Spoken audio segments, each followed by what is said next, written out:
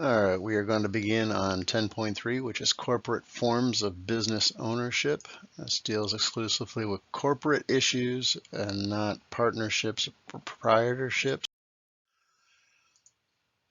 So what a corporation is, it's a business owned by a group of people and authorized by the state in which it is located to act as though it were a single person, separate from its owners.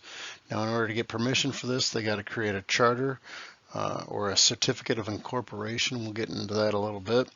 But the basic features of a corporation is that it begins with stockholders. Those are the main investors of a corporation.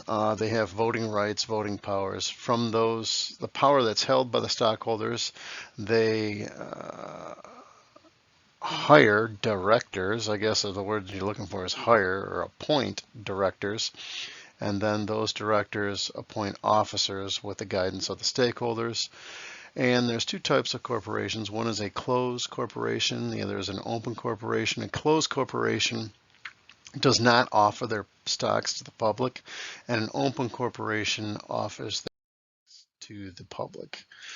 Formation of a corporation. Each state has its own laws. There's no federal laws that govern corporations. So each state has its own laws for forming corporations. They have to state the purpose of their business. Of course, they got to give a name and all that stuff. But they have to state the purpose for their business. They cannot move outside of their stated purpose. So therefore, if they say, okay, we're a corporation that deals with food, they cannot move outside of the purpose of what that certificate or the charter says. So they have to stay within it. And then we have investing in the business, the stockholders. We have the paying incorporation costs. Corporations are heavily regulated, but the paying the incorporation costs is usually a filing fee, an organization tax based on the amount of capital that's already in their stocks. Then you have the issues of operating a new corporation. One is getting organized. Best way to get organized is how much money or capital did the stocks bring into the corporation. Then they know how much they have to work with, and then they got to deal with how they're going to handle voting rights. If let's say you got 8 people own a majority of the stocks, do they all get only one vote power, if you will? Or because those 8 people have varying percentages of owning those stocks, let's say one of those 8 people actually owns 50% of the stocks, do they now own half the company? Is that how you're going to handle the voting rights? It's just something that the corporation has to decide.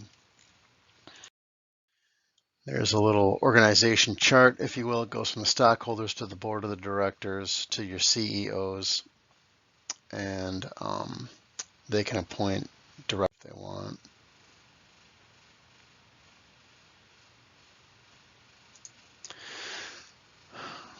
Okay, did that just kick me out?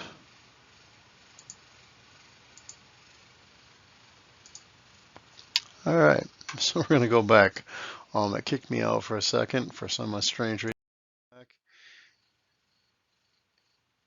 And issues, management issues for corporations. We have sources of capital. Sources of capital, the money obtained can be from several sources. Most of it is from the shares of stockholders. But because corporations are regulated closely, people are usually more willing to invest than in a proprietorship or a partnership. So sources of capital usually come from stocks. They have limited liability, which is a good thing for a corporation, which means that if the corporation goes down, it doesn't fall on one person like a partnership or proprietorship. If that goes down, when it's a proprietorship, they have unlimited liability, so they can actually garnish their wages if they get a new job, take their home car, etc. But when it's a corporation, they have limited liability, so therefore none of that stuff will happen. Obviously, people will lose their jobs. However, it will not fall totally on one person's shoulders. You have permanency of existence, which is good in corporations because if a CFO or a CEO or board of directors dies, well, then they can just, well, it kind of goes into the next one, transfer the ownership Permanency of existence. People buy and sell stocks all the time. So there is that permanency also. You have taxation. They're subject to more taxation than proprietorships or partnerships. So they have much taxes to give. They actually give quite a lot to the United States government. A lot of capital for the government comes from corporations. You have government regulations and reports. Corporations cannot do whatever they please. They have to stay within the guidelines, and they are regulated as far as how much, like if one corporation buys another corporation, that purchase is subject to government regulations, how large it gets, can it buy to eliminate competition, so on and so forth.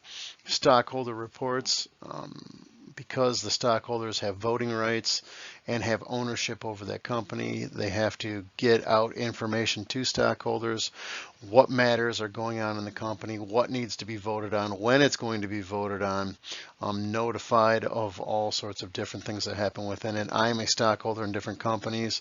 I am under a head broker, and they sent something to me that said, you know what, if you don't want to vote on any of this stuff, we'll just vote for you if you will just trust our recommendations, to which I said yes, and I just reap the benefits of it, which is fine. You have charter restrictions. Like I said, because of the charter, if they're stated that they're going to produce one type of product, well, then they have to stay within the vein of that product. You have an agency dilemma. This is a conflict of interest that goes on within a corporation. Let's say we have a corporation that is getting a profit based on producing this, but there's a CFO or a CEO in there and says, hey, wait a minute, we need to get paid more money, and that actually pulls away from the stockholders who are invested in the company. That becomes an agency dilemma. There's a conflict of interest. One person wants to make money to the, not the benefit, but to the hurt of others, and they need to take care of that stuff. All right, that is 10.3.